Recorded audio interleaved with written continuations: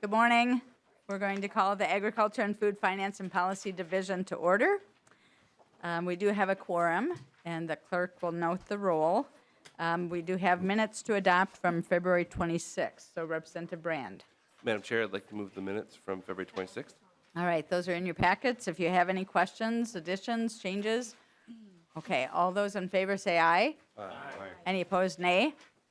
The motion prevails, the minutes are adopted. So today we do have a full agenda again, and I just want to note for people that the next couple of meetings, today and maybe the next 2 weeks, we meet on Tuesdays and Thursdays, and typically we might go until, our time is to go till 11:15.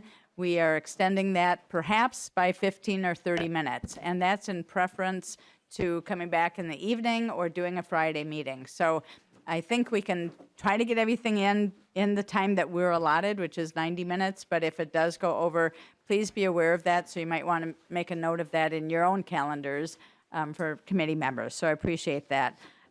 Today we're going to start with a walkthrough on the Department of Ag's policy bill. We will not be moving that bill at this point. It's just really to get it before us and for us to understand what is in the bill. We also then will have a presentation on climate change and how it is impacting our farmers. Then we will have our discussion on Forever Green. So we'll have that bill that will be coming. Nothing will be actually moved out of committee today, but we will be hearing a number of things. But today, as we start our day, as you know, that you can look in the audience, you perhaps will see some blue jackets. And those blue jackets are our FFA members. So we're very pleased that we have a number of FFA members in the audience and here today for FFA Day at the Capitol.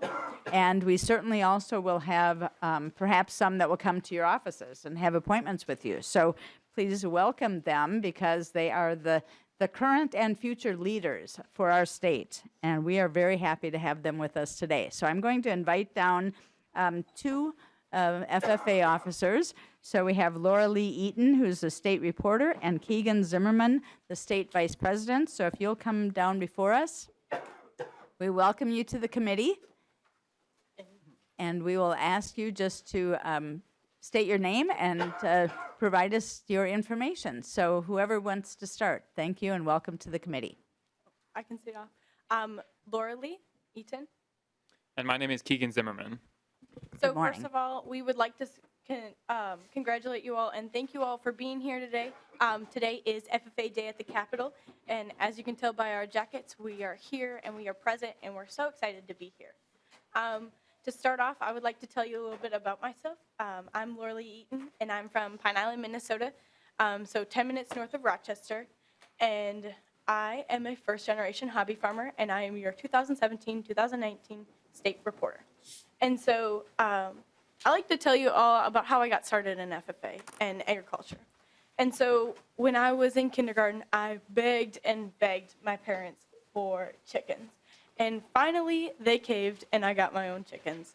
And that was my spark for FFA and for agriculture, is that it slowly turned into something that I wanted more, but I didn't know how. And so when I was a freshman, I finally took my first ag class, and I was so taken back by the opportunities and the instruction that I got in the classroom that I took it out into FFA and do our supervised agricultural experiences, or our SAEs, as we call them. And that was my kickoff for FFA, is that I have a passion for agriculture, but coming from a more urban area and not having that sort of industrial agriculture ability, FFA let me start off of who I was and pursue my passion of agriculture. And so now I'm able and I'm willing to be a first-generation agriculturalist. And I find that so important, is that you can choose to be in agriculture, and everyone has an importance in agriculture. And so with agriculture and education and FFA, that's how we are going to get stuff done, and that's how we're going to get our next generation of leaders. And so a little fun fact is that my mom grew up in Rochester, and we have 25 urban chapters in the state of Minnesota. So I think that's so important to point out, is that we're getting to more of those urban areas where students can have that agricultural education classroom instruction and also FFA as well. Very good. Thank you. Yeah, and again, my name is Keegan Zimmerman, serving as this year's state vice president.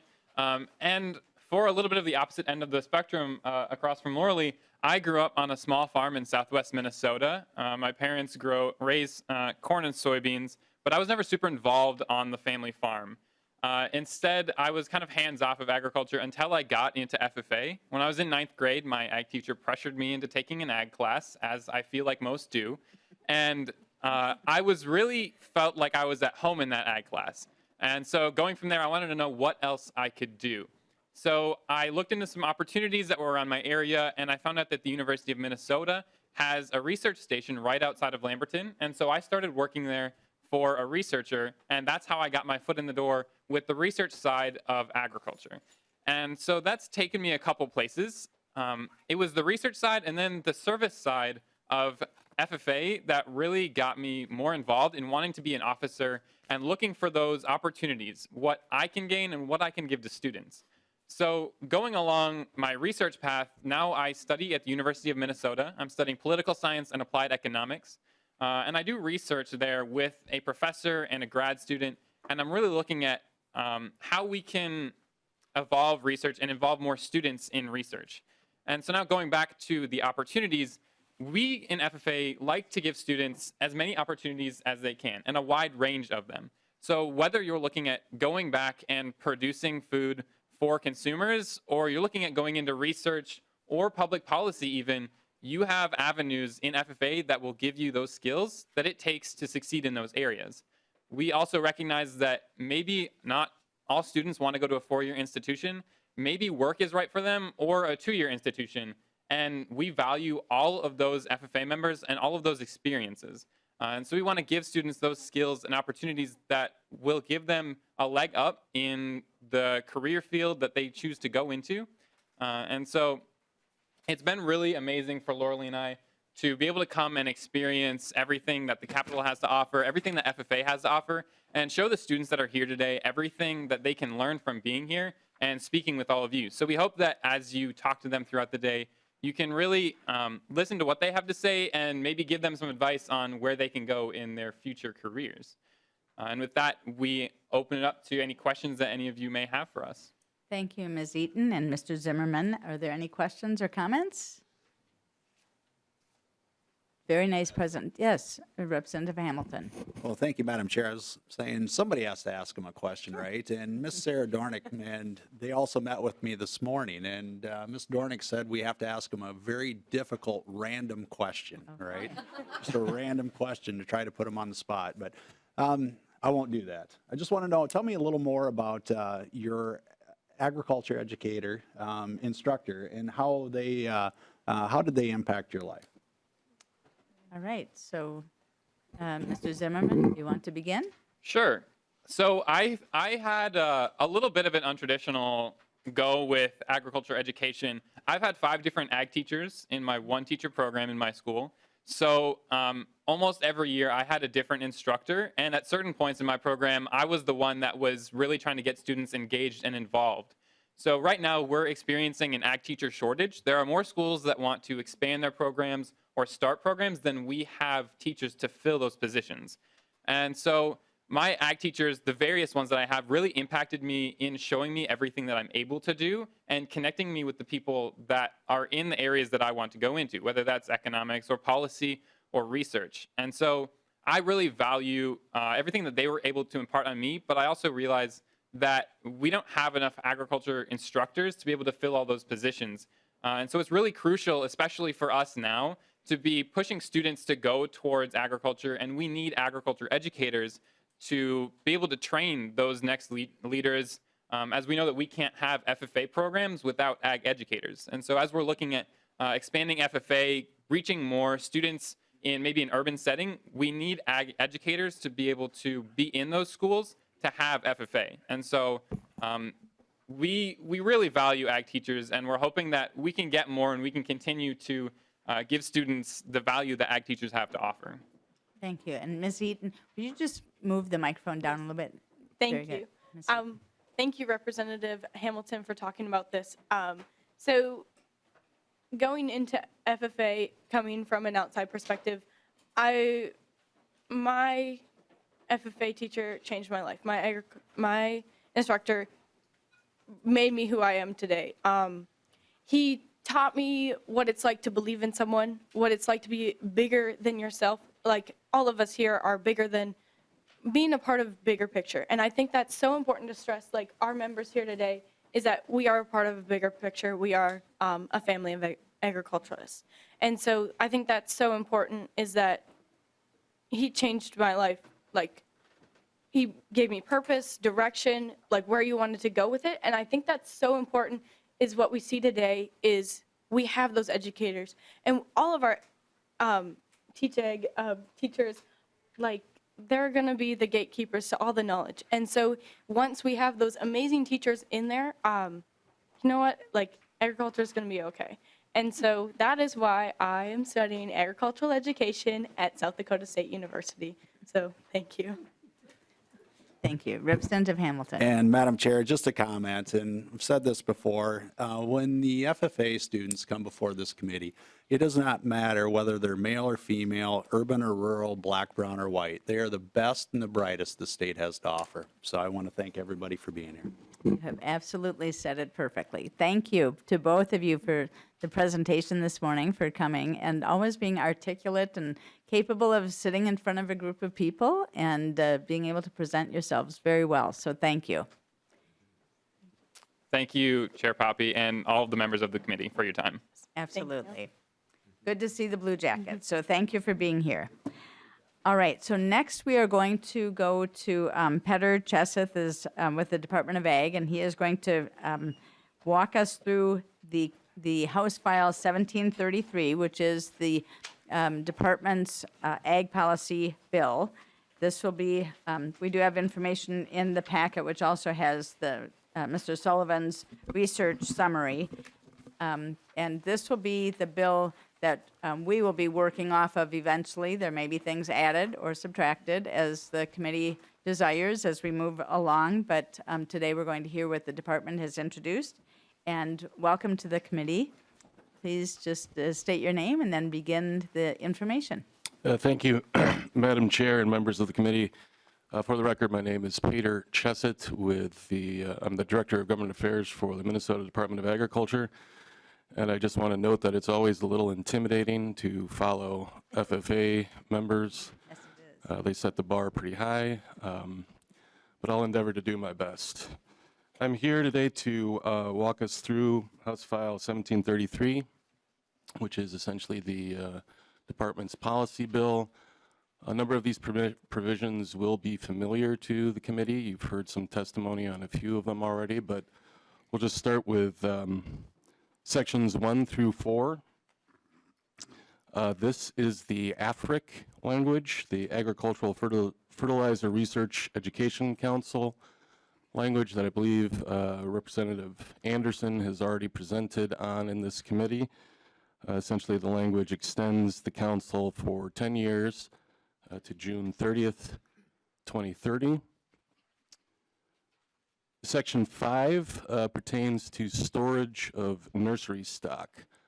In current statute, all balled and burlapped stock is required to be kept in moisture-holding material. For example, simple wood mulch, sawdust, soil, or sand. However, this change is needed because a large amount of balled and burlapped nursery stock is delivered and placed under irrigation to maintain viability. This is particularly true for large wholesale sales sites such as Bachman's and Gerton's. Essentially, this just allows the Commissioner of Agriculture to deem these irrigation systems as viable alternative storage methods for the balled and burlapped nursery stock. Sections 6 through 7 should also be somewhat familiar to the committee. This pertains to industrial hemp. The initiative aligns the definition of industrial hemp with the latest Farm Bill and allows for the agency to use expedited rulemaking process in order to submit our final plan to the USDA to seek approval for the 2020 growing season. Representative Miller. Thank you, Madam Chair. Just a real quick question on the expedited rulemaking. What's the need there? Why the expedited? Because I know that cuts out a lot of the important public commentary on that. Can you give us a little bit of an indication why it needs to be expedited rulemaking? Mr. Cheseth. Madam Chair, Representative, my understanding of it is, first and foremost, this is to comply with the requirements laid out in 2015 as it pertained to the industrial hemp pilot program. The need for the expedited rulemaking, to my understanding, is to ensure that we can get our rulemaking process approved by the USDA in time to for the processes to be in place for the 2020 growing season. Thank you. You may continue. Thank you. Section 8 pertains to custom feed chapter conformity. This initiative aligns the state's commercial feed law with federal law under the definition of word drug. This is essentially the curious case of a missing semicolon. There is the state statute does not have a semicolon, the federal one does. This has resulted in some disagreements and confusion when trying to interpret the statute. So the solution here is to reinsert the semicolon and provide everyone with clarity. Yes. Sections 9 through 10, this pertains to the custom exempt food handler license. This also should be familiar to the committee. In a previous department overview on the meat and dairy division, we spoke about these custom exempt meat processors that are processing meat that is not for sale. It is for individual use only. This would allow these small operators to obtain a license that better reflects the scope of their business. It does not add or change a license fee. It simply creates another category that better fits these processors. And we believe that this would affect 50 to 75 existing businesses. Mr. Cheseth, if there are portions of this that was in a bill last year, could you just point those out to, I don't know if Yes, and some of these perhaps. Madam Chair, I might call upon Dr. Nikki Nesser of the Department of Agriculture to give more clarity to that, as she was here last year and I was not.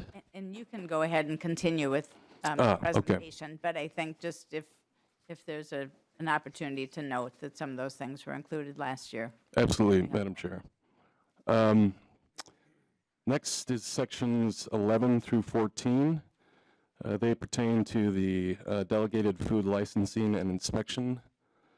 The Department of Agriculture is allowed to delegate these authorities to local boards of health for food handler licensing and inspection. This initiative modifies language to clarify that this delegated authority can be for retail food handlers regardless of what type of retail operation is being licensed. This would also conform statute to retail food handler licensing and inspection practices. Section 15 is the egg retailer storage conformity. This section changes the egg statutes to expand the time that eggs can be held by retailers past the pack date. For example, grade A eggs are allowed to be held for 46 days past the pack date, which more appropriately reflects the length of time eggs can meet grade A standards. rather than holding them to the same standard as grade AA eggs. Importantly, this change creates consistency with other state requirements, and it is part of a broader effort on the part of MDA to update requirements for egg manufacturing and sales and to write plain language statutes. Next, we have sections 16 through 18. This pertains to the changes made in the Dairy Chapter 32. In section 16, the milk storage requirements are reinserted, which include a waiver for the 72-hour time limit for milk pickups. This is particularly critical for those dairies that might not be able to afford more frequent pickup times, or in the unfortunate case of the recent weather in southeastern Minnesota where folks had to dump milk because the trucks couldn't get in there. Section 17 updates requirements for labeling of milk products to include the option of using the addresses of the distributors. The statute itself is very critical for milk traceability, but this change just allows more flexibility for milk plants. Section 18 reinserts the labeling requirements for aged raw milk cheese to include the label requirement that states cheese must be unpasteurized milk, with unpasteurized milk is aged for more than 60 days. Section 19 pertains to emergency powers and a change in the provision. It would remove disease from the emergency powers of the department so that we are able to address emergencies that are broader in scale and do not pertain to simply a disease. An example of this would be our efforts around Palmer amaranth.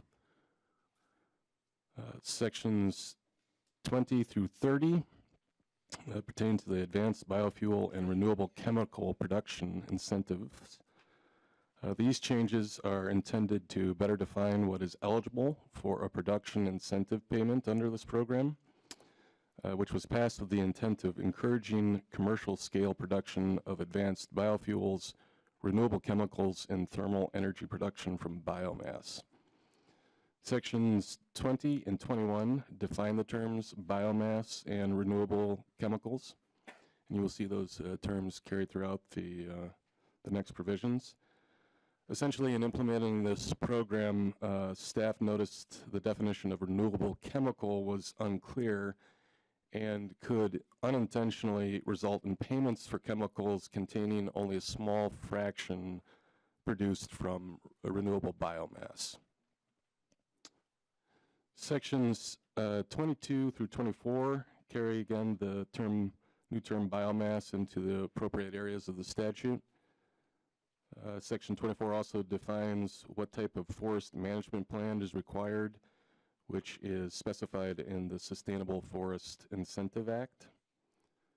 Section 25 clarifies that only the percentage attributable to renewable chemicals in a blended product is eligible to receive payment. Section 26 is more clarifying language, as well as including forest management plan language from the Sustainable Forest Incentive Act.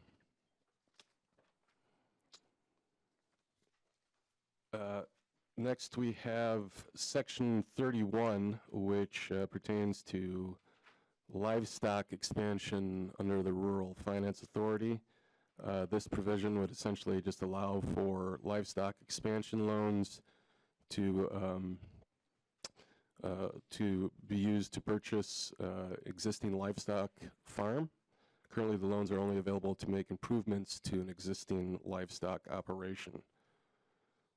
Sections 32 through 33 pertain to the beginning farmer tax credit.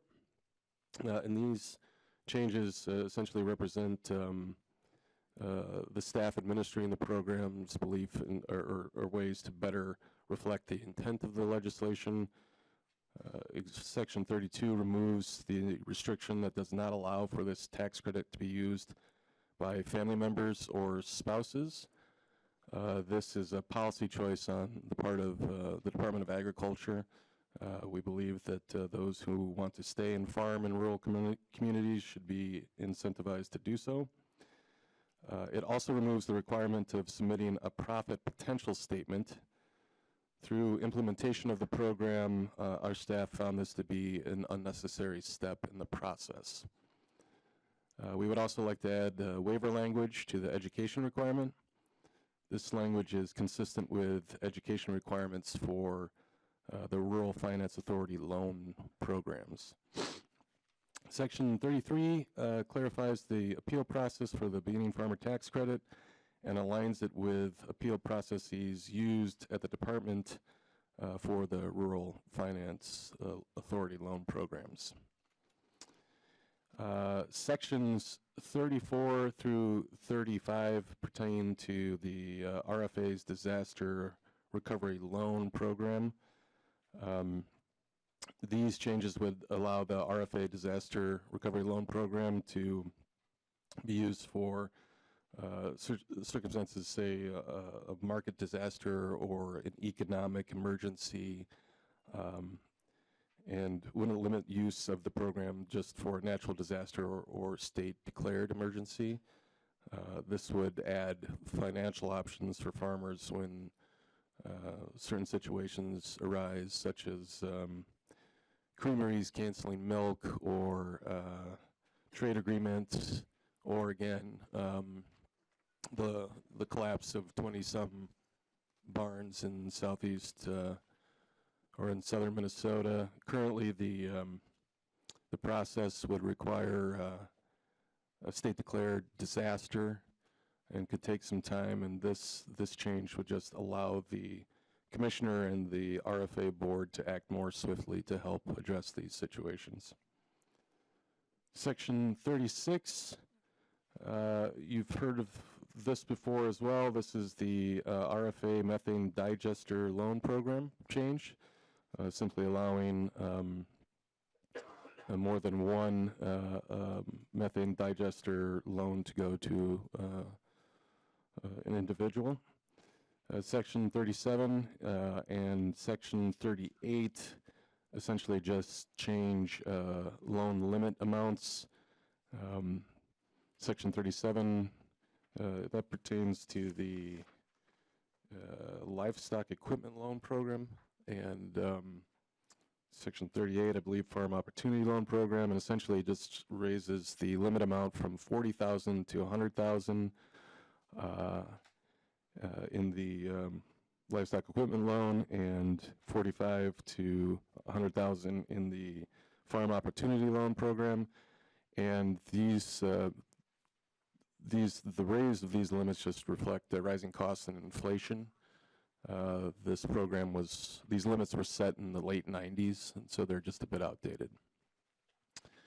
And that, Madam Chair and members, is House File 1733, and I'd be happy to answer any of the committee's questions. Thank you, Mr. Chestnut. Would you say that this is a fairly technical bill, and is there controversy within these pages? Where we can find the controversy? Madam Chair and members, it is very technical, and perhaps the most controversial portion of it is that semicolon. But I think all sides have worked together and come to an agreement on it. Thank you, Mr. Chestnut. I think Representative Cleaborn. I have one really small question. So when we talk about semicolons, they are important, you know, and an article is important, A and or the. So on page 17, line 17.29,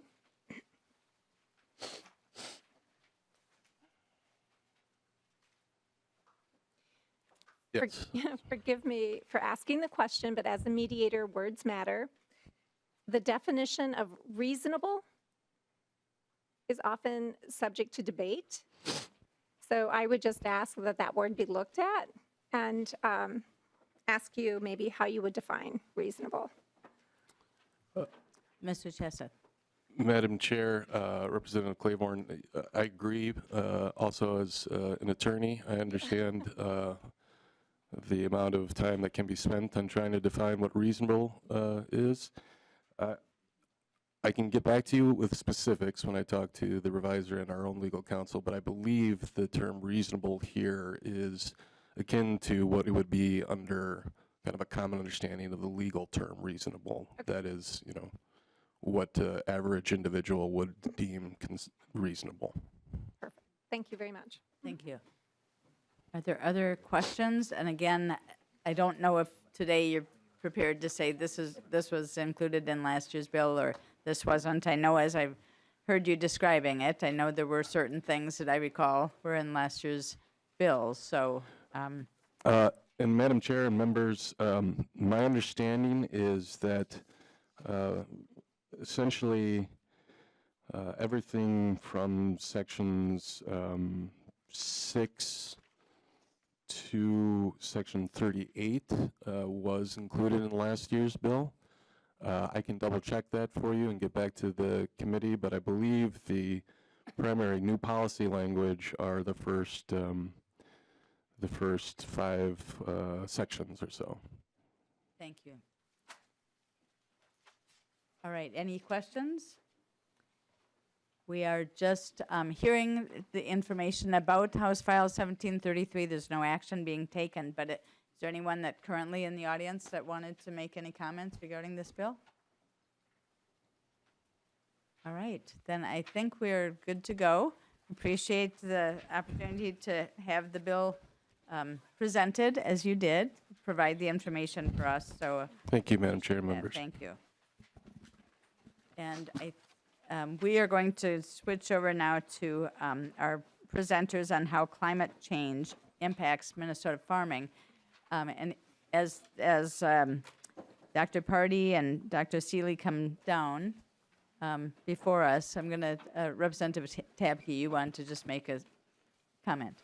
Thank you very much, Chair. I just want to take a second and welcome Kenzie Barth. She's a U of M plant sciences student. She's back here in the corner. Wave, Kenzie. She is the College of Ag has a shadowing program, so she's hanging out with me this morning, and she has to leave before the end of Ag Committee. So I just wanted to say thank you to Kenzie for being with us here today and learning about what we do as reps. And she asked me if everything moves this fast all the time as we were going around and seeing things this morning. And the answer I've learned is yes, it absolutely does. So thank you, Kenzie, for being here and for the U of M for putting that program together. So thank you, Madam Chair. And thank you, Representative Tabke. I appreciate, you know, we do have students that shadow us periodically, and it's always good to welcome them to the committee and appreciate any comments that they may share with us about the process and procedure here. So we welcome you to the committee today. We're glad that you are here to be able to provide us some information. You know, certainly we are have been through quite a bit of weather in the last couple of weeks, but I know that there's a difference sometimes as we're talking about weather and climate. So today we're going to talk about climate change and the impact on Minnesota farmers and farming. So we welcome you to the committee. We would just invite you to state your name and give us your testimony. Thank you for being here. Thanks for the invitation today. My name's Mark Seeley. I am a retired University of Minnesota faculty member, Department of Soil, Water, and Climate on the St. Paul campus, retired after 40 years last year. And my name is Phil Pardee. I am Director of Global Research Strategy for the College of Food, Agriculture and Natural Resource Sciences on the St. Paul campus. Welcome.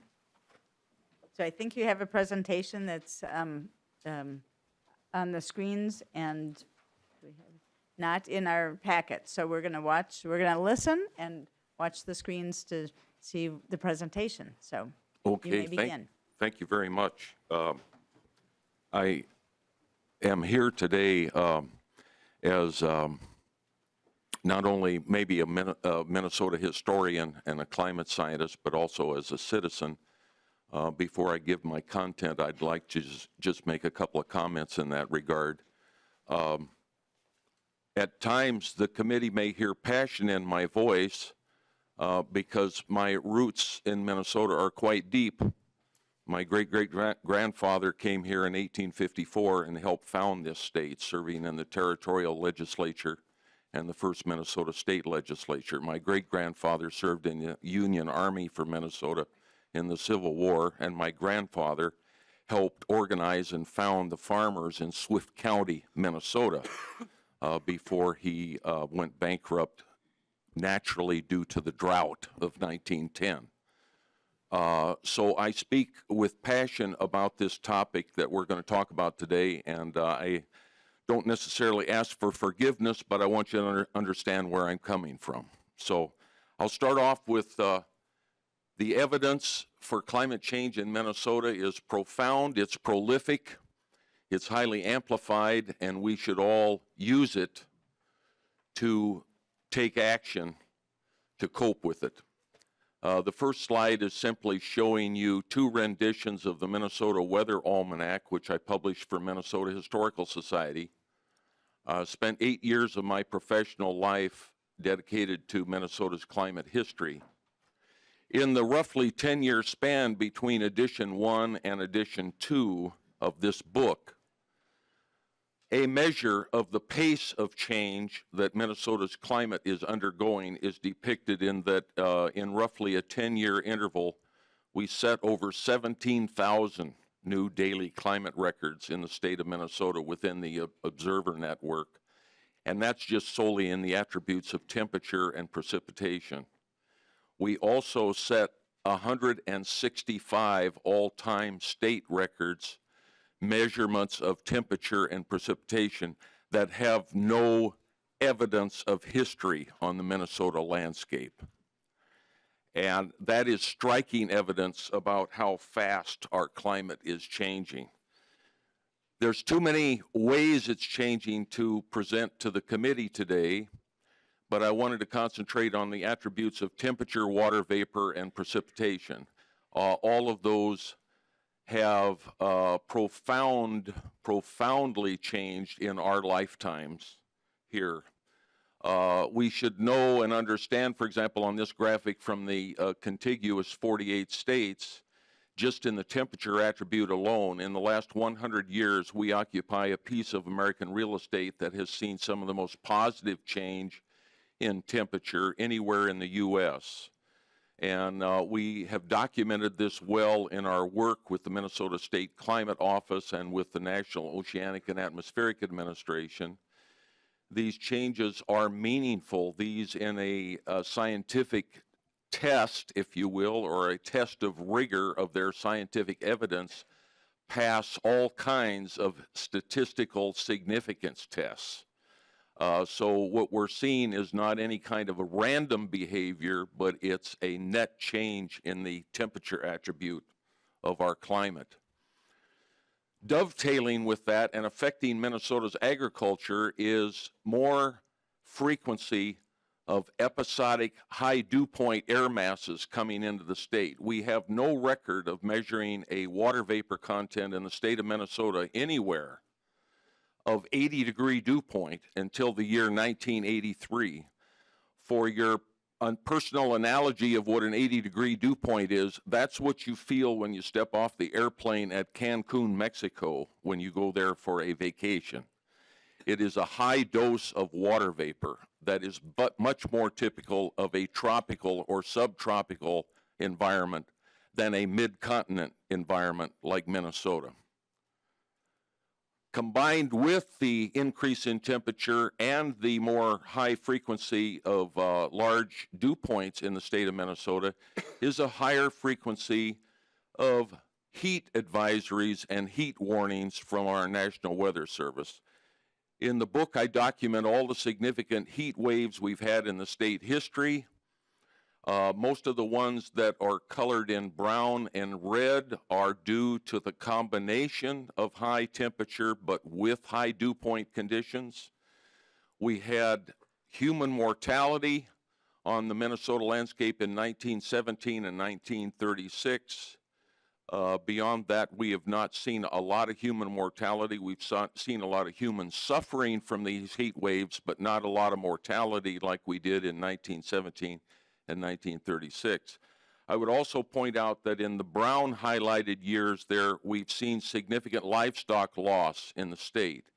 In our poultry industry, our hog industry, and our beef and dairy industries, we've seen impacts from those heat waves induced by higher temperature and higher water vapor content in our state. This is a measure of an all-time heat wave afflicting the state over July 19 and 20 of 2011. The numbers shown associated with the climate stations in the table there represent all-time high heat index values for those communities. I would also share with you that the 134 degrees measured at Moorhead, Minnesota in the Red River Valley at that time ties Furnace Creek, Death Valley for the highest heat index ever measured in our country. No one would have ever thought before this occurred that any place on the Minnesota landscape would ever tie Furnace Creek, Death Valley for any temperature measurement. The attribute of precipitation, too, in our own backyard is highly prolifically going upward. We've had some of our wettest years in history. Ranked 2016 and 2010 are in that category, so recent memory. Last year alone, we had areas of southeastern Minnesota surpass 60 inches of annual precipitation for the first time in our history. We now, on average, have about 3 inches more per year in Minnesota delivered in annual precipitation than we formerly had. Embedded in that upward signal in precipitation is, in fact, a character change in our precipitation, where the high dose events, the 2, 4, 6-inch rains, are increasing in frequency and wreaking a lot of damage to our natural landscape as well as our infrastructure. In the first 140 years of our state history, which dates back to deployment of the Smithsonian Observation Network in the 1850s, we only recorded 7 what we call mega rain events, where we had a 6-inch rainfall over 1,000 square miles of Minnesota territory. However, since 2002, we've had 7 more. They've showed no preference for geography, as these intense mega rainstorms have occurred in almost all parts of the state geographically. They're all quite memorable for the residents of those sections of the state. And I might further add that in all cases, FEMA had to declare a flood disaster in the state with all of these events. Then we had this peculiar measure of climate behavior in the year 2012, which is perhaps a signal of what we might face in the future given our trends. And that is, at the same moment in time, we had 57 Minnesota counties declared by USDA for federal drought disaster. All of those color-coded here on the Minnesota map. The residents in those states were eligible for federal assistance for drought. And simultaneously, in the counties with the plus sign embedded in them, they were declared by FEMA for flood disasters.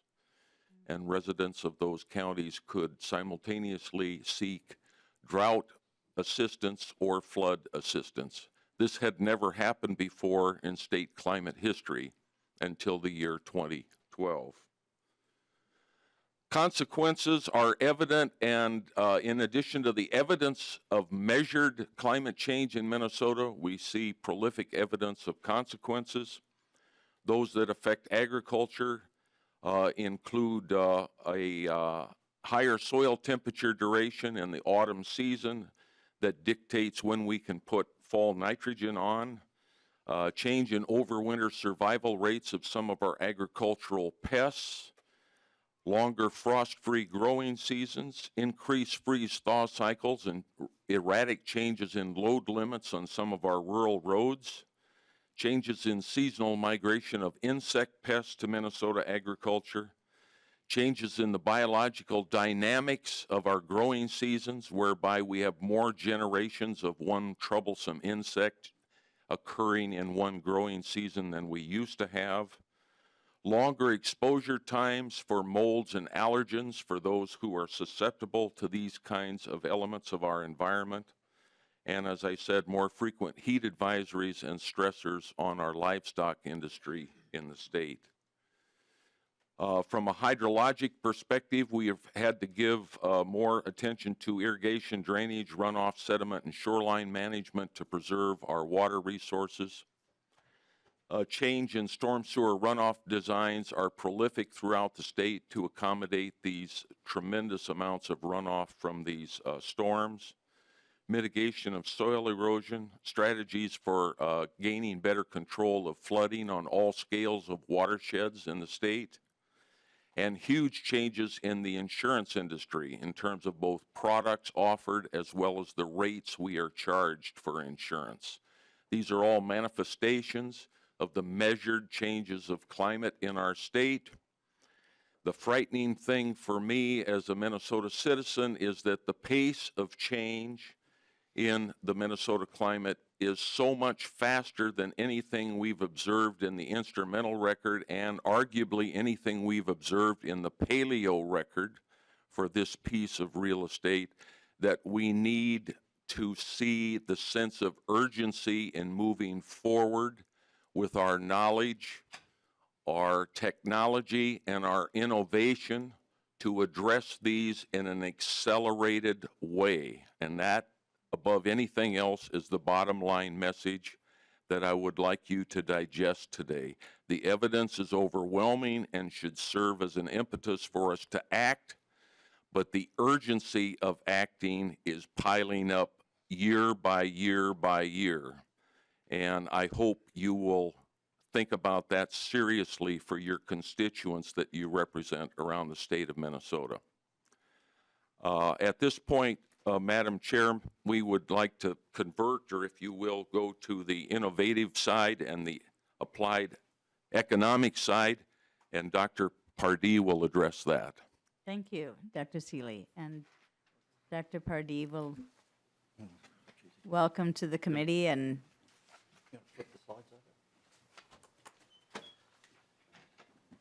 we'll make that transition. Just while the slides are being flipped over, you'll soon notice that this is not a Norwegian bachelor farmer accent.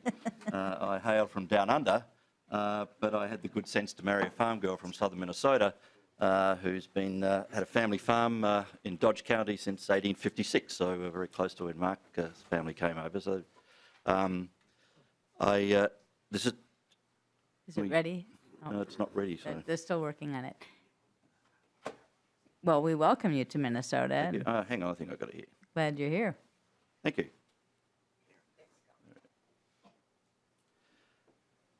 So as Mark said, I'm going to, Mark made the case for the nature of climate change generally and specifically with respect to Minnesota, and I think emphasised the fact that we're sitting in a part of the planet that's being exposed to the most rapid rate of change in climate, as our records show.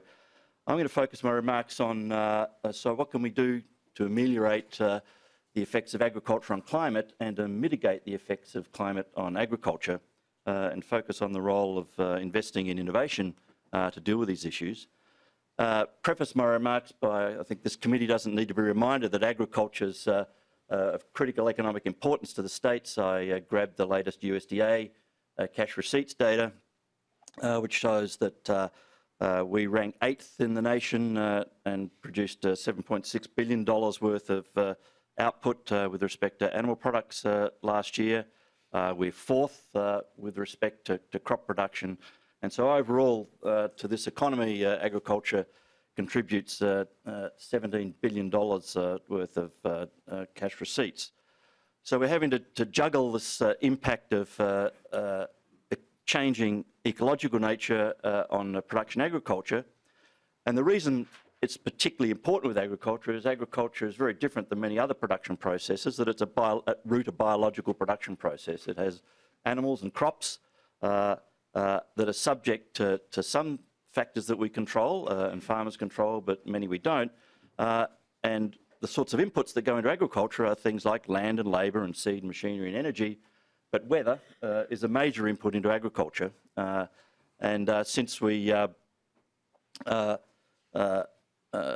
deal with the impacts of weather on agriculture, farmers have to confront two major issues when they're making the decisions about the input mix that they make. This is sort of the last mile problem that farmers have to deal with in the nexus between weather and climate and agriculture.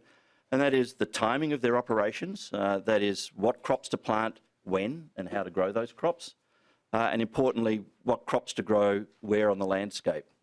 And I think Mark's remarks show that at a given point on the Minnesota landscape, we're getting much more variation in the climate that farmers are having to confront, and climate's just a long-run manifestation of weather, which farmers are having to confront day to day. And over time, the location of agriculture is shifting, and so we have to deal with these very site-specific effects of weather with respect to agriculture. We've actually done some work to show that the latitudes within which Minnesota sit are not only important, obviously, for Minnesota, but they're important for global agriculture. So it turns out that the latitude band that I've showed there on this map, that latitude band alone grows over half of the entire world's crop production, and Minnesota sits at a key point in that locus. We have a series of research and outreach centres that are strategically dotted throughout the state, which are reflecting the large agroecology that we're a very long latitudinal state, so we've got a large differentiation in climate between the southern counties and the northern counties. And because this issue of weather is always a local problem with agriculture, we have to address those local problems to be able to give farmers the tools and instruments that they can use to combat climate change in agriculture. So Minnesota has a very unique role not only to play with respect to serving its own farmers, but it has a really unique physical position with respect to global agriculture. We have a fantastic map division at the University of Minnesota Libraries, and we've been working with the folks in that libraries to get a digital map of what Minnesota looked like in the middle of the 1800s, that is just pre-settlement.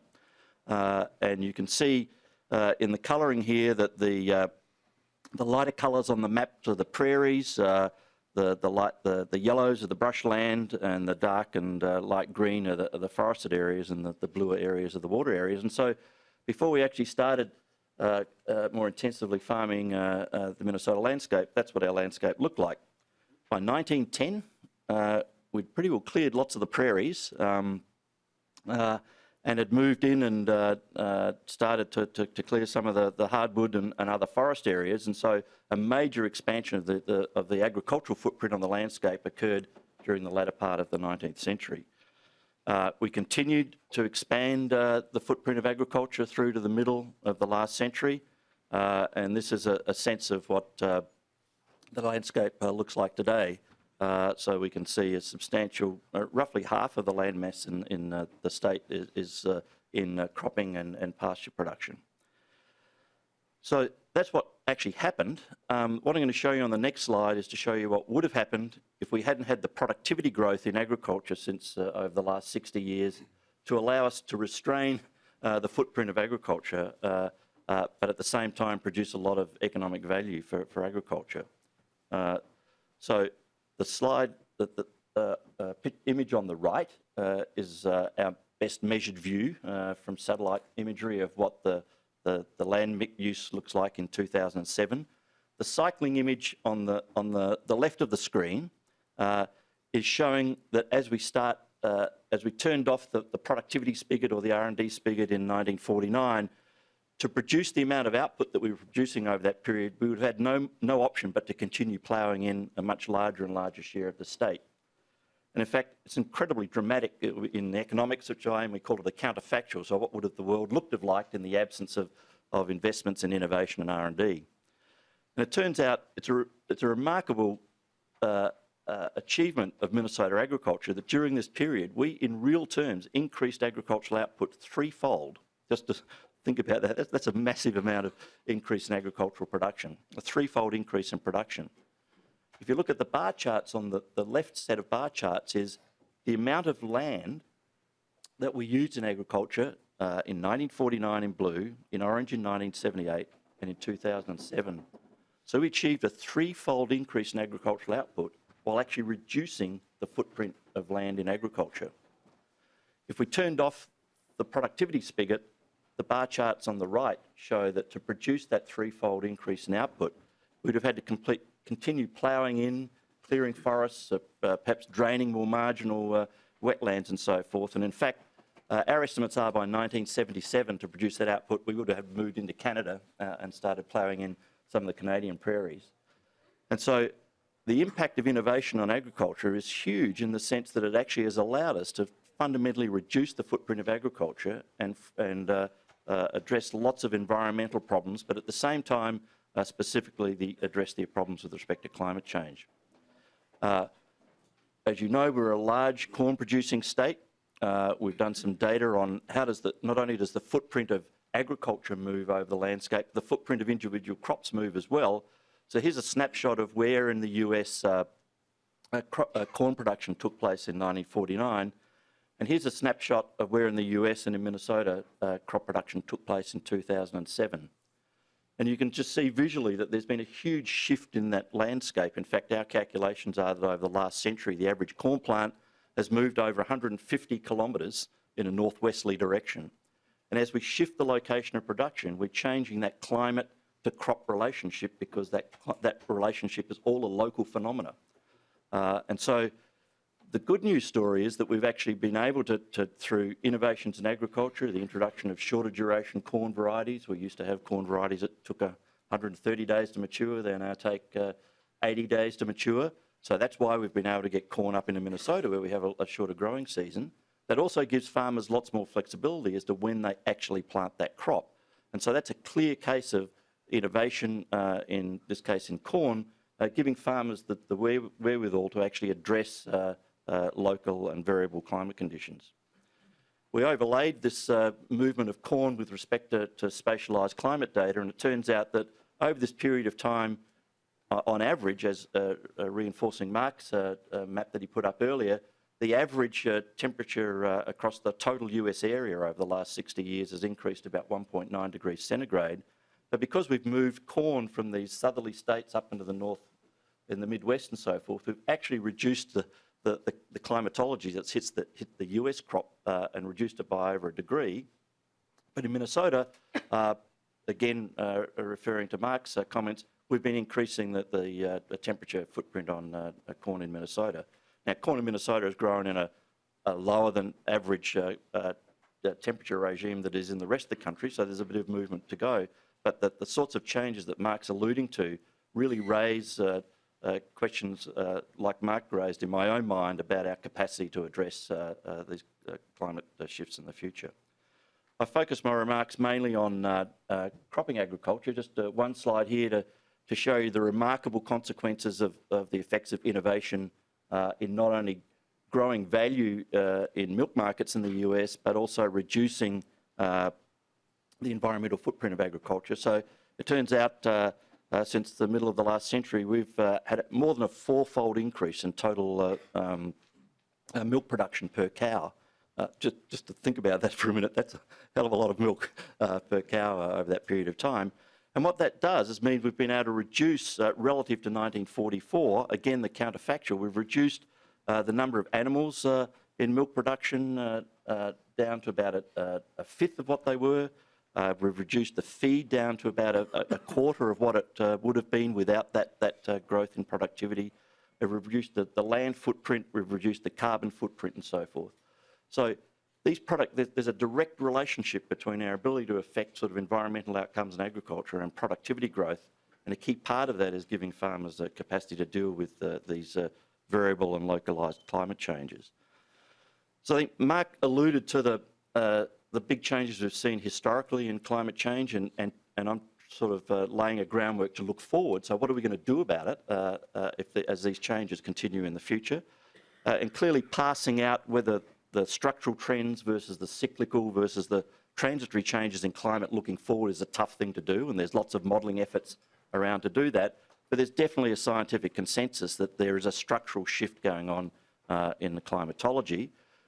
There's still some uncertainties about what the magnitude and the timing of these temperature and rainfall and other changes are going forward, and the degree to which the broader state and national evidence translates down to a local evidence, that is in a farmer's field. So that's certainly tough stuff to measure, but nonetheless, so there's uncertainty around that, but I think there's no uncertainty to the fact that we've got this climate change processes affecting Minnesota agriculture going forward. We invented farming 10,000 years ago, and the day one when we invented farming, farmers have had to deal with weather and fluctuations in weather and its impact on their operations.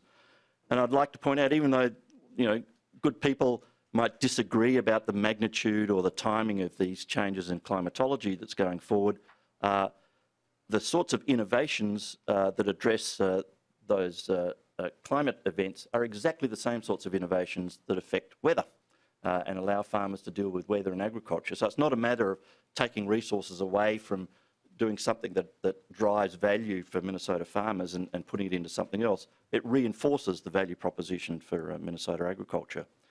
And I, as an ag economist, I sort of like to look at investing in ag innovations to deal with climate risk as somewhat analogous to investing in crop insurance. That is, it's a very practical way that you can proceed to prepare for the possibility of an adverse event.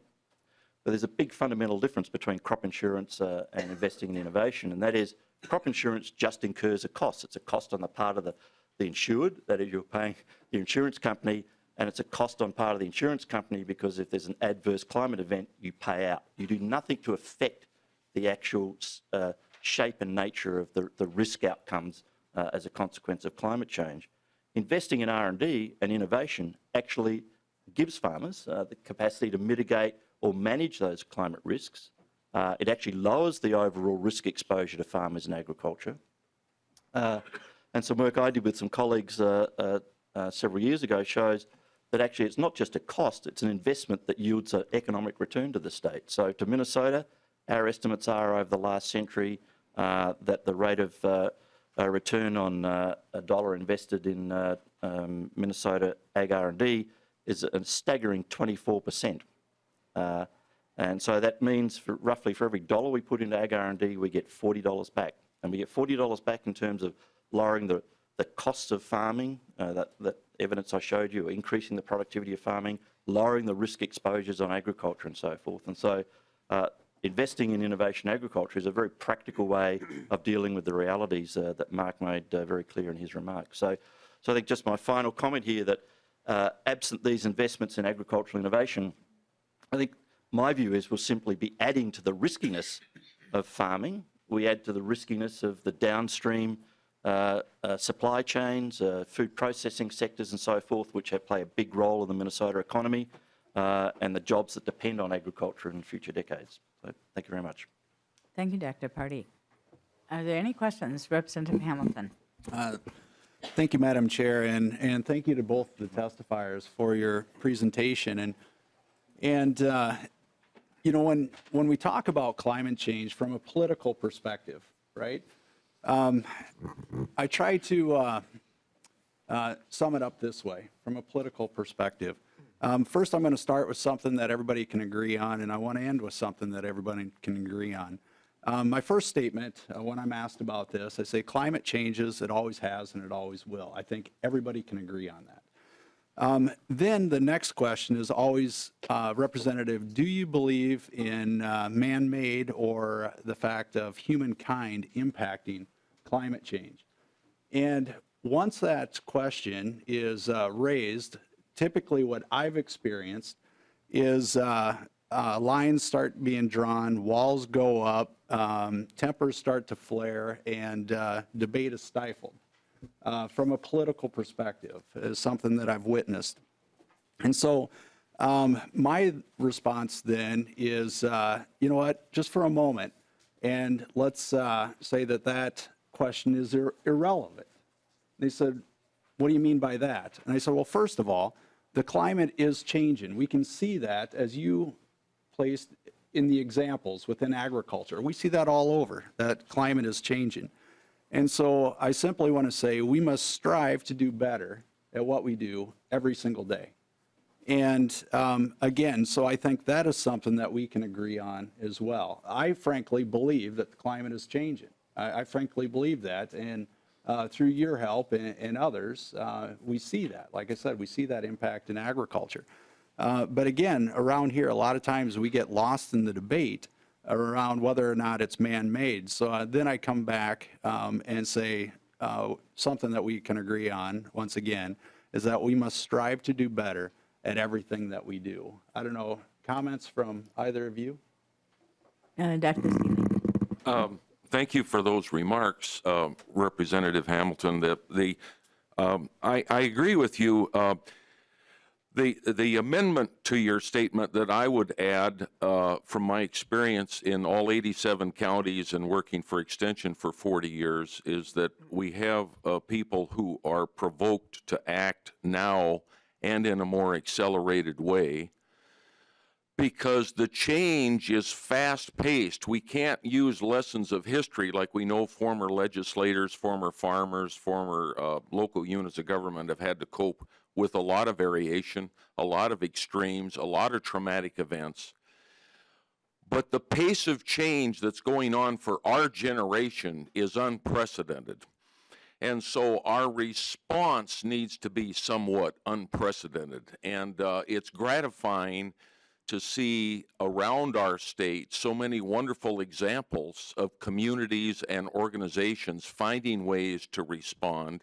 We have had in play, and I think some of you in the room know this, since 2007, the statewide Minnesota Climate Adaptation Partnership, which hosts annual meetings across all sectors of the Minnesota economy, not just agriculture, where we bring together practitioners who've actually deployed some strategies to adapt in the local setting and are telling a lot of wonderful success stories. I mean, we also get stories of failure, but that's the intent of having a practitioners conference. It's not an academic conference. It's a conference to bring citizens together to share their experiential knowledge about what works and what doesn't. And it's very gratifying for me at my stage of life, at least, to see Minnesota citizens acting in this way. I just wish that we could push the pace of adaptation to a quicker pace. And that's kind of the intent of my message as a citizen today, because I see the overwhelming evidence and I don't see it slowing down, or I don't see it suddenly stopping. So I'm really glad to hear we're all on the same page, it sounds like, in recognizing what's happening to us, in deploying a course of action. As Dr. Pardee has pointed out, we've got ample evidence of how successful we've been in the past with innovation, and we need to keep pushing that forward into the future. Thank you, Dr. Seeley. We have another question. And we'll need to, I know Dr. Boer has to get on the road fairly soon, so we want to make sure we move into the bill as well. And just want people to know that we will post all of the information that you presented on our website, so people will be able to review it and go back to it. And Representative Brand, the question. Thank you, Madam Chair. Thank you, speakers, today for presenting. This was great information for us to see. I think it should be required information for anybody that's in an agricultural environment, anybody that's looking to go into a future college degree, because you are right, we do need to accelerate how we attack this problem, and it is a problem. On the campaign trail, I have been asked several times, do I believe in climate change? And my response is simply, I don't need to believe in it, I understand it. There's the difference. The difference is in how we ask the questions. The conversations need to change. We don't need to ask if we believe in it or not. We need to ask how, if the people who are running for office, who are running to make change in the world we live in, understand it or choose not to understand it. That's the difference.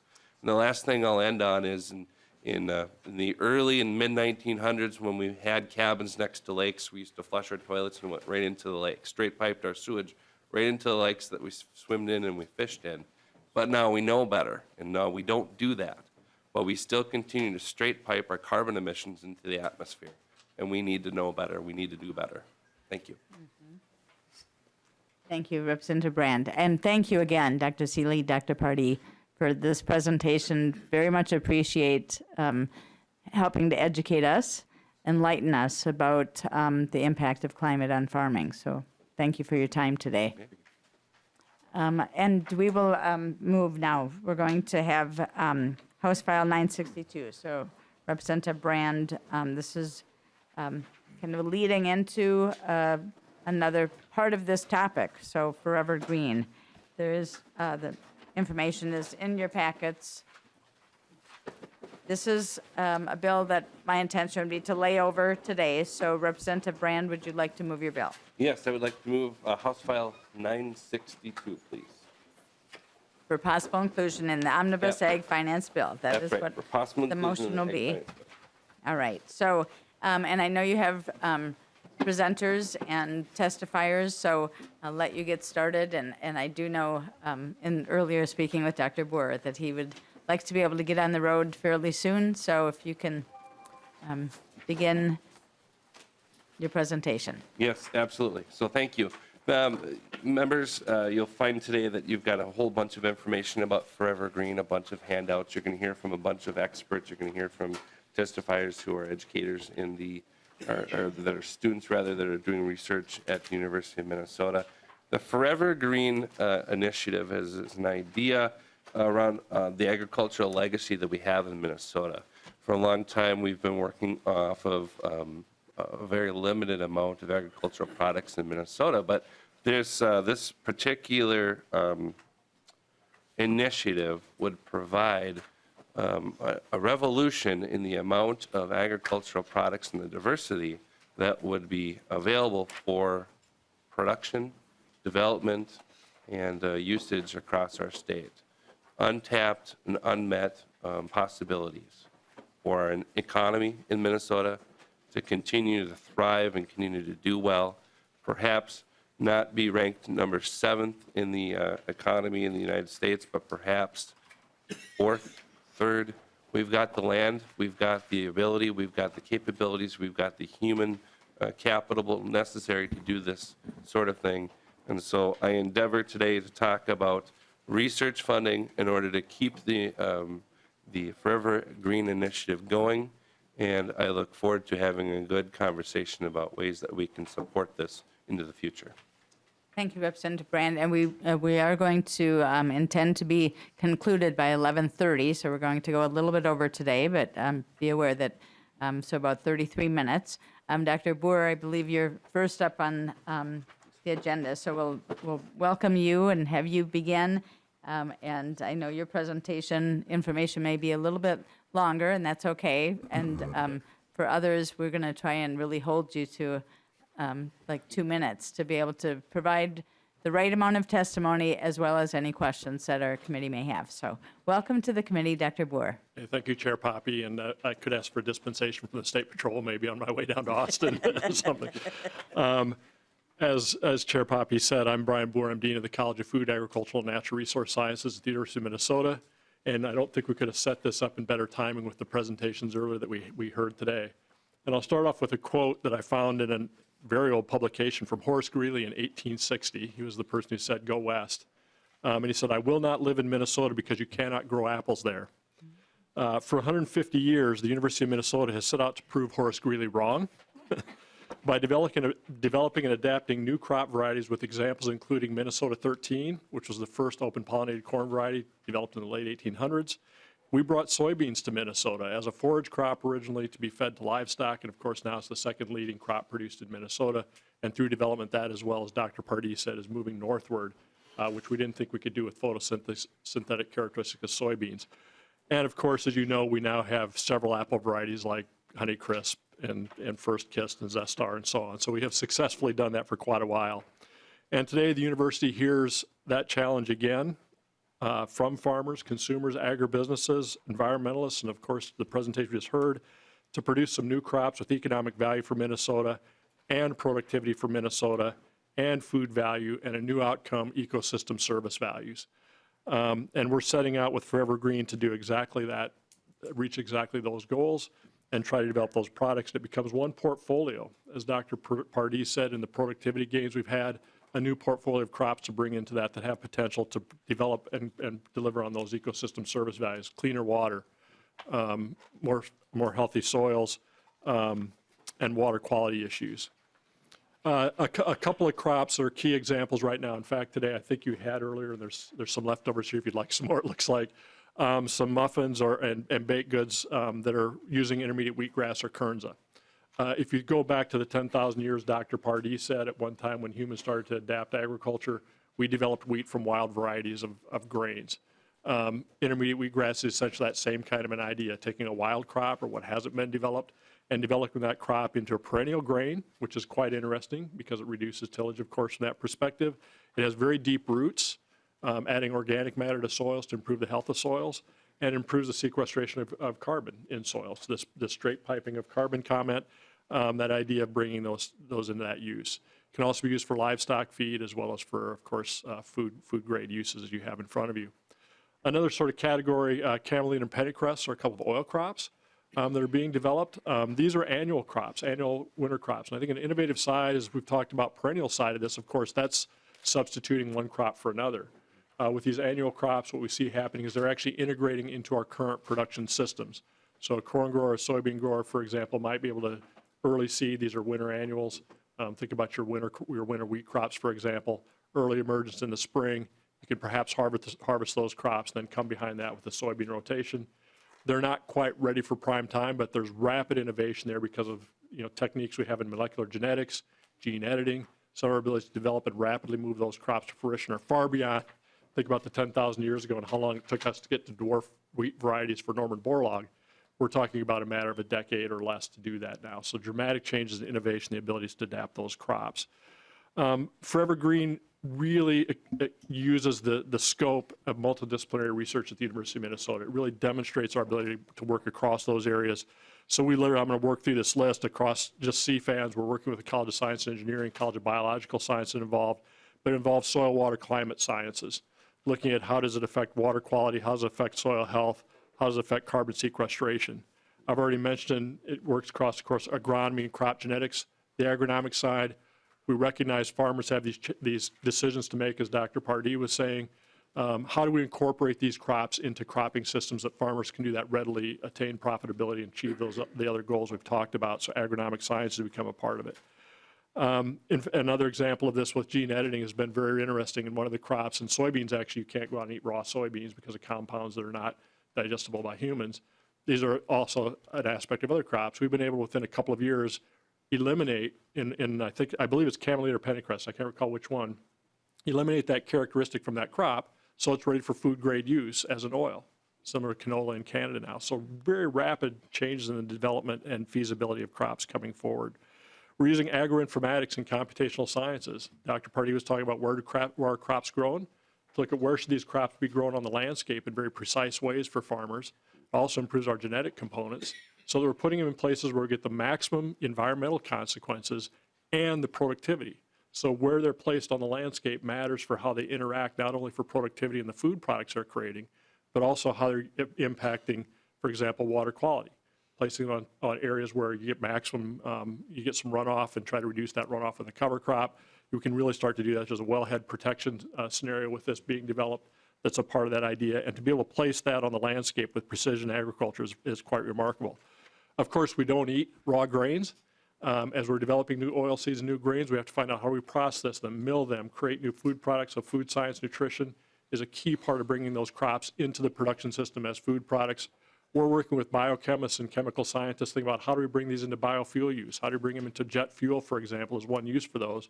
Polymers for plastics. I think you'll hear from a testifier later on about the polymer characteristics. We're all concerned about plastics on the landscape now.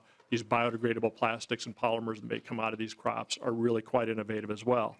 And then economics.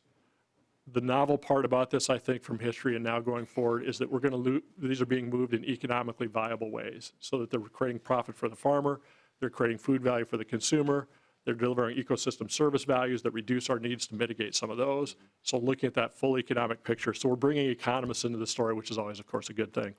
And we're always hard to get in. The last piece, I'll talk a little bit about the funding. And core long-term based funding from the legislature is critical because new crop development is a long-term process. As much as we've shortened it up, I was talking to one of our crop geneticists recently about some new genetics in corn, asked him when he started developing those. He said it was 2002. And they were just getting to the point where they're starting to replicate it. And this was a person working at the frontiers of molecular genetics and development. That's not even into the field yet. So there still is time as we're developing these crops that we don't go into the so-called valley of death. That period of making the investments, trying to get the crop out there, getting into a viable place so it can be sold and commercialized by folks like General Mills or PepsiCo. There's that period where that development has to occur, but it does take time. And the public sector investment, as Dr. Pardee talked about it, is essentially a form of insurance. You know, most companies aren't going to wait around through their quarterly or annual reports to develop these 12 and 15-year pieces without an ROI. The public sector, historically, the role of the legislature in the public sector in ag R&D has to provide that capitalization to move products like this forward. They might be risky. Some won't succeed. Some will succeed. That's a role for the entire society to de-risk that innovation and try to move it forward. So this core funding is really critical to accomplishing that goal. The funding, as we'll use it, will support faculty, researchers, technicians, postdocs, facilities, the usual things that we do at the University of Minnesota. I think a really key part of Forever Green, it's inspired a lot of our young people who are recognizing, as Dr. Seeley said, he's at a stage in his career. We're not sure he's going to experience all the climate change that's here. Sorry, Dr. Seeley. But for young people coming into these fields, they're looking for how are we going to address and deal with these grand challenges. We're seeing our grad students come in. These FFA students are looking for ways to impact and change the world. We heard that from students this morning. These projects are attracting that next generation of students, and they're really thinking about how can they make a change in this. And Forever Green has started to track that. That creates talent development for Minnesota, our agribusiness companies, our consumer packaged good companies, creating a tremendous opportunity to bring that young talent of the innovations that can try to solve some of these problems we have. And finally, I always point out with ag research is unique. All of a seed, of course, and one of the things that's I think hard for people to grasp is everything we do in ag and food R&D accrues to everyone. Right? It's not, you often hear it accrues to agribusinesses or accrues to food companies. It accrues to everybody because we all eat. So farmers, processors, manufacturers gain from new markets, new development, new opportunities for profitability. Consumers, of course, get new flavorful foods, perhaps a longer sustainable shelf life, for example, some of these products. And future generations gain from cleaner water, improved habitat, impacts on climate change, and abundance of natural resource that we'd hand down to next generations. Dr. Pardee's slides, I couldn't have put those up there better, of that erosion of what's happening with the forest, for example. Can we succeed in doing this? And this is one solution. It's going to take a portfolio. It takes a broad set of research. It's one element of that component that's innovative that I think we're starting to see more buy-in as we see some of the successes that have happened in this program. So thank you for your support. Sorry for my quick comments. We are here, as I say in CFANS, we're trying to inspire minds, nourish people, and nurture the environment. So thank you very much, Thank you, Dr. Boer. Thank you, appreciate it. I think we'll move on to your next testifier, and you can get on the road. Thank you. Thank you. Thank you. So we have Kayla Altendorf. Welcome to the committee. Thank you, Madam Chair and the committee. Just 1 moment, I didn't Representative realize Miller. he was leaving. I have a really quick question for Dean Boer, if he'd be willing to answer. Can I make you drive a couple miles an hour faster, Dean? I just have a quick question for the Dean. Is that okay, Madam Chair? If it's quick. It is quick. Dean Boer, by the way, I'm very supportive of Forever Green. You'll hear about that more with a couple questions I have for you later. But this $10 million, right? That's what we're at. So for $10 million, where does this fit in the priority of CFAN's ask to the legislature this year on funding? Is this a top priority? Is this somewhere in the middle? Is it, because $10 million is a lot of money going to CFAN's, and I just want to know where this fits in your grand, like what other things you're going to be asking for. Dr. Boer. Yeah, Chair Poppe, Representative Miller, that's a great question, and I'm probably going to give you, it seems like, a waffling answer. I'm an economist after. I trust you. Okay. So we look at this, as I said, as a portfolio. It is one of the more innovative programs we have. I consider this a platform within CFANS. So when I was here visiting about Agreed, I mentioned platforms that we have, and one of those platforms is novel crop innovation for ecosystem service values. This fits squarely in that platform. So it's one of our priority areas, clearly. Other priorities, for example, are agroinformatics, this issue of how do we use precision agriculture for farmers to make better decisions, for example. As part of Forever Green, actually, if you read through the brochure, there's a request in there. It's called GEMS. It's genetics by environment, by management, by socioeconomic impact. So how do we analyze those values? And we have other priorities. This year, this is the only request that we have that's a focus request with CFANs specifically. So it's a priority, but we of course have several priorities. I know this committee is also hearing a bill that was introduced, I believe, by Representative Hamilton and Representative Poppe related to GREET funding. Of course, that's supported well. But this year, as far as I know, we don't have any other requests coming before the legislature. But I do see this, we're really working to integrate our science with our various aspects. There's an innovation, it's never a straight line, but this is a key priority within the novel crops. Thank you, Dean Boer. Appreciate it. Yep, Okay. thank you. Now we think you're good to go. Okay, thank you, Chair Poppe. Thank you. Yep. All right. Kayla Altendorf, welcome to the committee. Thank you, Madam Chair, and thank you for the committee for the opportunity to speak today. My name is Kayla Altendorf, and I am a graduate student in the Department of Agronomy and Plant Genetics at the University of Minnesota. Today, I have the honor of representing up to or more of 100 incredibly talented, motivated graduate and undergraduate students, postdoctoral scientists, technicians, and faculty, many of whom are here today, who are involved in the Forever Green Initiative. On behalf of this group, there are 2 points that I'd like to make. The first is that the Forever Green Initiative is unique and attracts high-quality, solution-oriented students and scientists to Minnesota and to the university. 2, we are a multidisciplinary team who is seeking not only to develop new crops, but to utilize a systems approach that ensures these crops, as seen in your handout, are successful in the field and in the marketplace. To illustrate these points, I'll use my experience as a member of the Forever Green Initiative as an example. As an undergraduate environmental studies major, I learned repeatedly about the challenges of agriculture: soil erosion, nutrient runoff, and lack of living cover on the landscape. When I graduated, I knew I wanted to dedicate my career to being a part of the solution. In 2013, I initiated a national search for a graduate program that would prepare me for my career. I spoke to scientists, I visited programs, and it became very clear to me early on that all signs pointed to Minnesota, to the University of Minnesota, and to the Forever Green Initiative. The Forever Green Initiative has provided me unique opportunities that have significantly contributed to my development as a scientist. During my master's project, I developed the foundations for a breeding program for a new crop, pennycress. During my PhD, I've played an important role in the breeding program for the world's first commercialized perennial grain crop.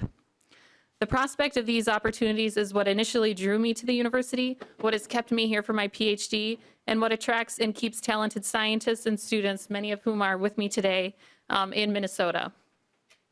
My current project focuses on developing resources for the improvement of intermediate wheatgrass or kernza. This leads to more improved varieties faster, and more importantly, more perennial crops on the landscape to realize the ecosystem services of this crop. And I'm not alone in this effort. I'm the member of the Kernza team, and I work very closely with a wide variety of people, including plant breeders who develop and identify the best performing germplasm.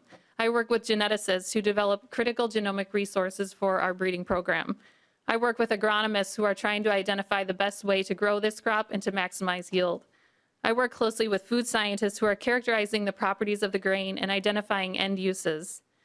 I work with farmers who are growing the crop, and I also work with end users, bakers, brewers, and other entrepreneurs who are using this crop in the marketplace. This multidisciplinary team is not unique to Kernza. This is the standard for Forever Green, and the model applies to all the crops you see listed in your handout. We provide not only the much-needed ecosystem services to supplement Minnesota's cropping systems, but also the economically viable end uses and the markets that will support these systems and make it possible for us to achieve our environmental, agriculture, and economic goals. Thank you for your attention, and I'd be happy to take any questions. Thank you, Ms. Altendorf. And we will just go on to the next presenter. So Gabe Guzmini, welcome to the committee, and just state your name and provide your testimony. Thank you. Good morning, Madam Chair and members of the committee. I'm Gabe Guzmini. I'm the Director of Crop Improvement at PepsiCo. I joined the corporation in 2013 with the remit of creating a new organization to improve crops so that we could help improving entire value chains from farms all the way to the consumers and have an impact on the communities and environments where those value chains operate. I've been in the agricultural research environment for 15 years in my career now in various different capacities, and I've created a few organizations in that space. And I've traveled around the world several times and know most of the research organizations that are out there. In 2013, we started doing our due diligence to determine where in the world we should set up shop, where we could find an organization that had all of the power and potential to make a significant change in those agricultural value chains. And after going around the world another couple of times again, we realized that the only place was the University of Minnesota. And all of the elements that we were looking for and far beyond those, and Forever Green was one of those programs that was far beyond, was one of those wow moments that we had when we were first exposed to the program. I confidently say that this is the only program in the world that's tackling this problem. This is the only program in the world that has a chance of making a difference in introducing new crops in the value chain that are going not only to feed people, but preserve the environment and build more profitability for the farmers and enable companies like ours to bring those crops in convenient formats to the consumer to improve health and experience from the consumer at the same time as we lessen the impact that we have on the environment in producing those crops. That said, more than happy to take any question when time comes. Thank you very much. Thank you so much. Thanks for the testimony. Carmen Fernholz. Welcome to the committee. Thank you, Madam Chair and committee. Carmen Fernholz, I operate a 500-acre certified organic grain farm near Madison, Minnesota. Howard Buffett wrote a book recently called 40 Chances. I've had 45 chances. In fact, a young farmer is going to be taking over the operation a year from now. And I'm grateful for all those 45 chances for sure. But I go back about 10 years when Dr. Don Wise gave me a handful of Kernza seed and he says, go out and plant it on your farm. So I did it. And so over the last 10 years, I've been able to work quite directly with the university and seeing how this Kernza crop has developed. We've looked at the good side and the bad side, but I was able to give them direct feedback on how to develop and improve this product and this grain. And the reason it's really important to me is because as a farmer, as an LSP member, I get a significant amount of pushback on what we as farmers are doing on that land. We talk about water quality, we talk about soil erosion, and so I've been looking, and a lot of farmers have been looking for an opportunity to deal with this and yet be able to generate a viable economic return. And so that's why I really look at the Forever Green initiative, and I look at the ever-growing potential as the research evolves, the ever-growing potential to be adapted and adopted on our farms here in Minnesota. And when we look at all of the potential, we know that there's still a lot of work. But what I'm beginning to see is that the interest is growing. I've been informed that General Mills is looking for as much Kernza seed as they can possibly find because they are interested in ratcheting up their utilization of this Kernza, and you will probably get a taste of it over there with some of those goodies. But anyway, that's the exciting thing for me as a farmer because I know that farmers will adapt and take on these crops if they are showing the economic viability of it. But they will also do it because they see the benefits to themselves and to the next generations. And we know that once the university gets it to that level, we as farmers will pick it up very quickly. And so I just can't say enough. And just a quick summary, the first seed that I grew back in 2011 was miniature. The seed that I planted last fall, which was the first release of a developed Kernza seed, was at least double in size. So we know that the research is moving ahead, and once it reaches that point where it's adaptable, farmers will take it on. Thank you very much for your time, Madam Chair. Thank you. Thank you very much for your testimony. Bruce Miller. Welcome to the committee. Thank you, Madam Chair. Bruce Miller, Minnesota Farmers Union. Thank you, Vice Chair Brand, for sponsoring this legislation. In your packets, you'll find a letter from our President, Gary Werdish, indicating our long-term support of the policy of Farmers Union for this Forever Green initiative. But I'm here to underline that letter with 4 very brief points. One is that this creates a unique opportunity for us to partner with a land-grant university. That's a part of why the University of Minnesota exists, and we welcome that opportunity to work as farmers in the development of these new crops. Secondly, this legislation helps create a reliable base of funding for long-term planning to secure faculty and staff and students. I want to point out there's a whole group of University of Minnesota young scientists with us today, and they're here because this legislation affects their lives and their future. Finally, I want to talk about markets. You've heard that General Mills and PepsiCo and other large markets are looking at the development of these 14 crops. But I want to talk about the Kernza team, and I want to particularly talk about the Kernza team in relationship to the Minnesota State Fair. If you've been to the Minnesota State Fair last year or coming this year, come to the Minnesota Farmers Union booth, because our BLT with great Minnesota tomatoes, great Minnesota sweet corn, great, all of that great, but it's served on Kernza bread. Raised from the farms in Minnesota. So we actually are using this product now in a micro market, baked by the Birchwood Cafe, who also furnished the muffins today.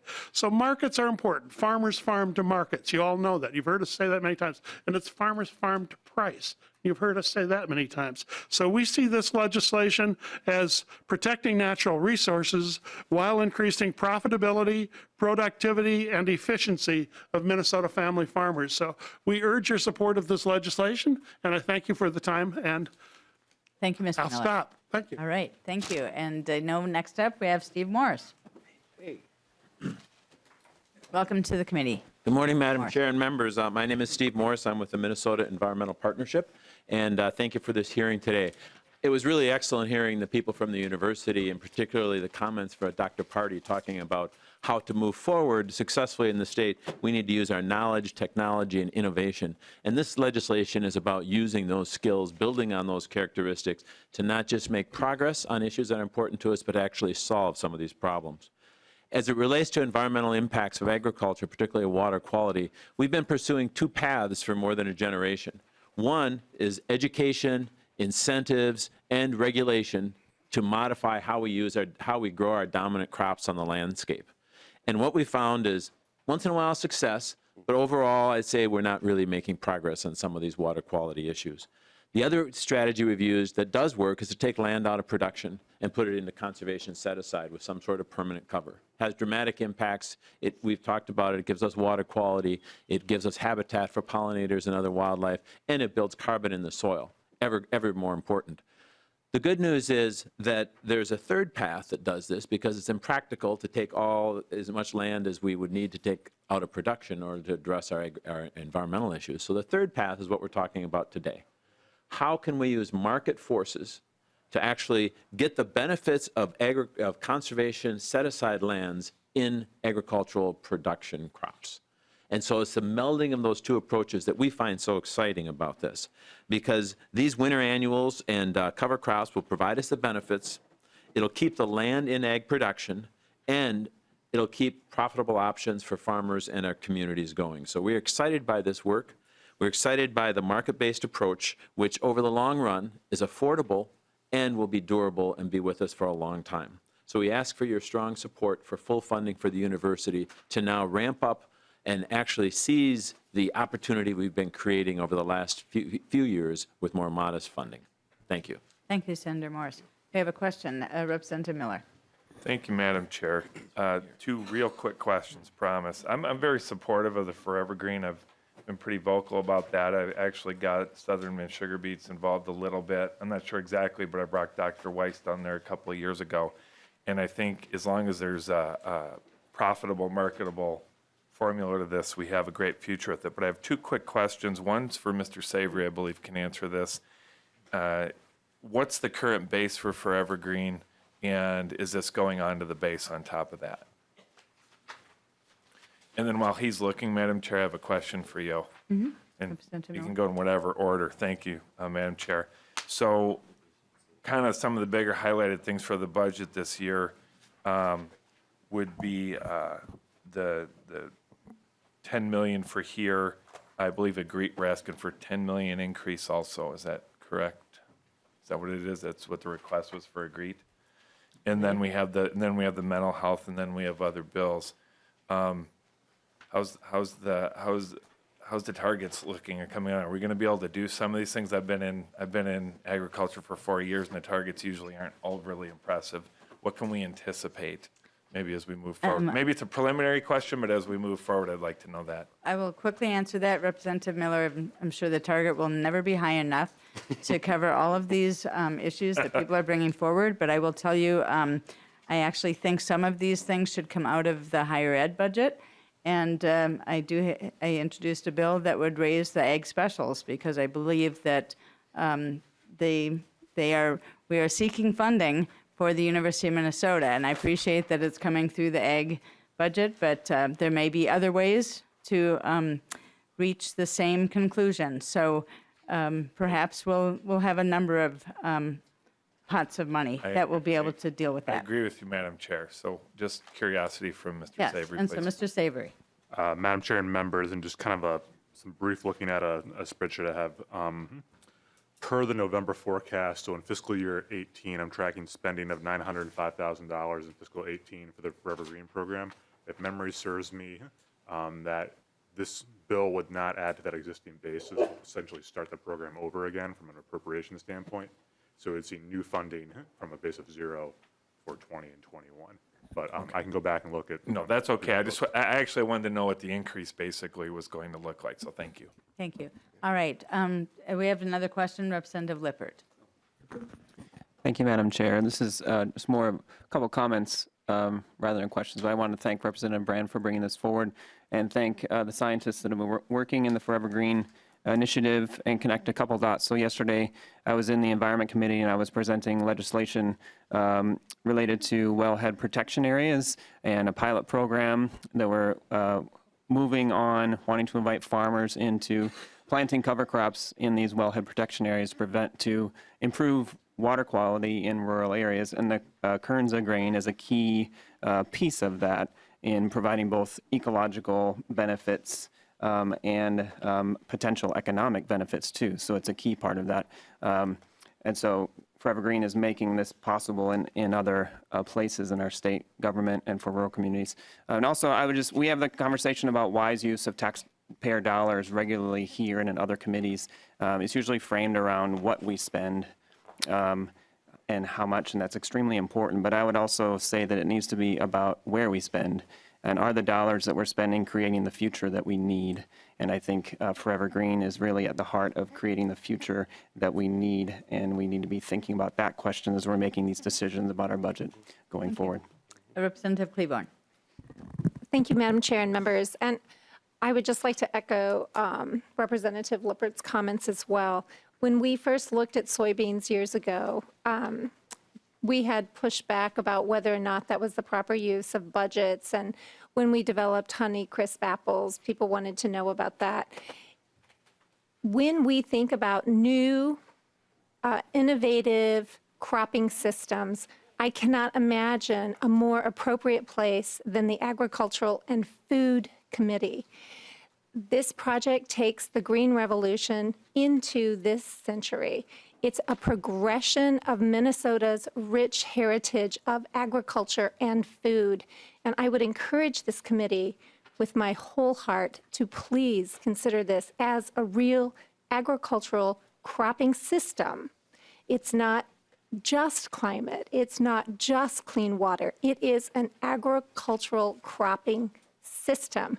Right now, under the snow, there could be a crop in place for farmers to benefit economically into the future. It is a cropping system. It's one of the core platforms. I encourage the members of this committee to support this bill. Thank you. Thank you. Representative Brand, do you have some brief closing comments? Yeah, brief closing comments. I think Representative Lippert hit it on the head. You know, the Working Lands Bill is another great tool when we talk about ways that we can protect water, which is critical to our needs in Minnesota. And we also have to consider what we do with our water. Water is a precious resource. It's the only place in the universe where it exists is on our planet. Yet we take it for granted every day. We flush it down our toilets and we waste it when we actually should be conserving it. We should be looking at ways to protect it. And so I think it's really important that we do talk about this in this committee. And I think Representative Kleborn's exactly right. A food and policy, a finance and committee should take this on, I think. And this provides a new system for Minnesota. This provides a new revolution for Minnesota. And so I thank you for your words as well. And you know, I think at the end of the day, we have to strive to do better, not for us, but for our future. We've got a lot of folks in blue jackets walking around today that for very great reasons, not so distant future, might be planting these grains, these products from public research and public funded research in our Minnesota landscapes. And so I'm excited for that too. We're the only people in the entire world that are doing this right now. And I think that shouldn't be taken for granted either. Representative Brand, do you renew your motion? Yes, I renew my motion to lay over the House File 962 for possible inclusion in the Agricultural Omnibus Bill. Thank you. With that, House File 962 is laid over, and we have no other testimony or nothing before the committee again. So with that, we are adjourned. Thank you.